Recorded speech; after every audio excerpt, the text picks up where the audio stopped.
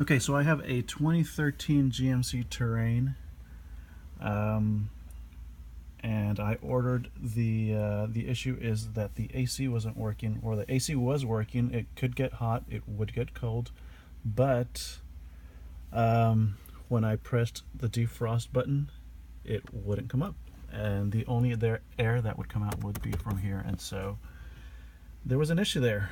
I checked online forums, seeing what's up. I hit the dashboard a few times, seeing what the heck was up. After a while, obviously that didn't work. So it's starting to get cold over here, and so I needed to figure this out because my windows are going to start getting fogged up. So I read online about the actuator. Now, this car has two actuators. There's one on the driver's side and one on the passenger side. And so on the passenger side, I did not know which one to check, actually, the passenger side or the driver's side. So the one on the passenger side is to control the temperatures. That one, if you want to control the temperatures and your actuator is messing up, that is where you would go under the glove compartment. You take that off, take the other part off just under the glove compartment, and then you would replace it. It's kind of hard to get to, but it's three 10mm bolts, and you could use a screwdriver or a socket wrench, and this is what it will look like once you take it out.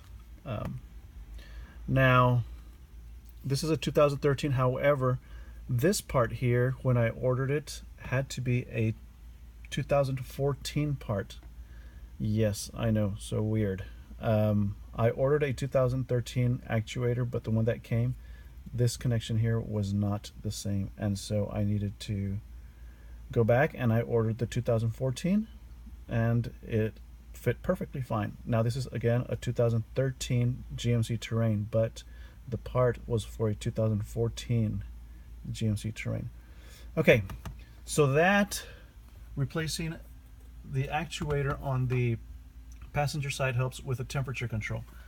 Well, that wasn't my issue, so I replaced it over there first, and thinking that would fix the problem, and it did not. So I read online a little bit more and found that the one on the driver's side would help out. And so what I did is I had to go underneath here, and let's just show you what I had to do. Okay, so first thing, had to take off the fingerprint camera. I had to take off the over here right underneath the steering wheel. Take all that off. Take everything off over here. So there are some it looks like 10mm as well, but also, let me see, looks like, yeah,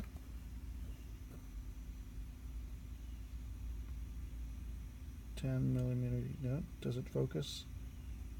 Still doesn't focus. There it is. Yeah, 10mm to take off some of the bottom parts, and then 1/4 inch to take off the actual actuator. Now, it was a little tough getting down there. You have to take this off first. That part is on the just right next to the middle section here. This, I believe, I read somewhere, is for the OnStar, I guess the OnStar technology. So that, I took it off,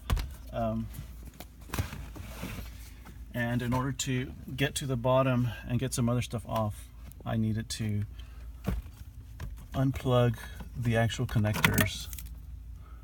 So eventually, when I put it back, I'll plug these back in and put it back on.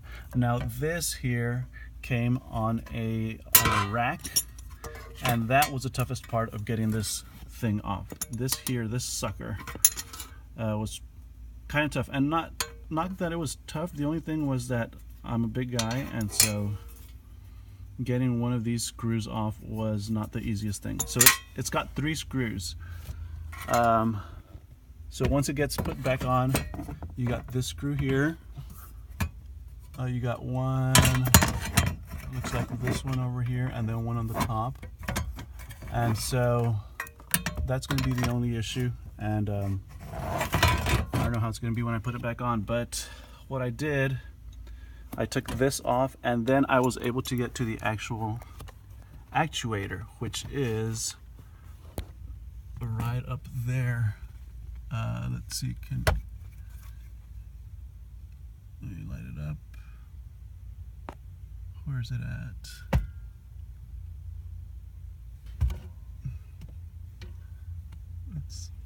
There it is. So it's got three screws. I haven't put them back on, but I put it like this because I needed to test it out. So took the screws out with a actually with a socket wrench, and just took it out, replaced it with the other one that I had taken off from the other side. It's the same one, same right side, same on the left side. I took it off, put this one back on, and I had to recalibrate the car. So the way to recalibrate it is, since this car has an auto feature over here. Okay, let me get back on. Sorry for the movement there. So what I did is I first thing, turned it on, set this on auto, and let the air flow. Turned it off.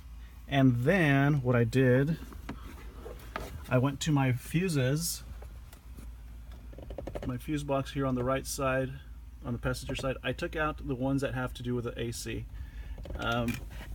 or the HVAC, and in this case it was fuse number 12 and 14. So let's see. Yeah, fuse number 12 and 14. So I took those out, and yours might be different, so don't quote me on your vehicle. Took them out for about 2 minutes, put it back on. Then I turned the car on in order to recalibrate it. Left it on for a couple of minutes, about a minute and a half or so. I did not, actually I just turned this on, but I did not mess around with the level or the heat or the cold. I did not mess around with that. I just turned the auto on and left it on for a good 2 minutes as well, a minute and a half or so. Then I turned the car off for 15 seconds. Now it's recommended that they get turned on for 10 to 30 seconds, no more than 30 seconds. And once that happens, sorry. So I turned it on after, in this case I did 15 seconds. And then I tested it. So I moved it up and down, and it worked perfectly fine. Success! So now I gotta put all this stuff back together. Alright, good luck.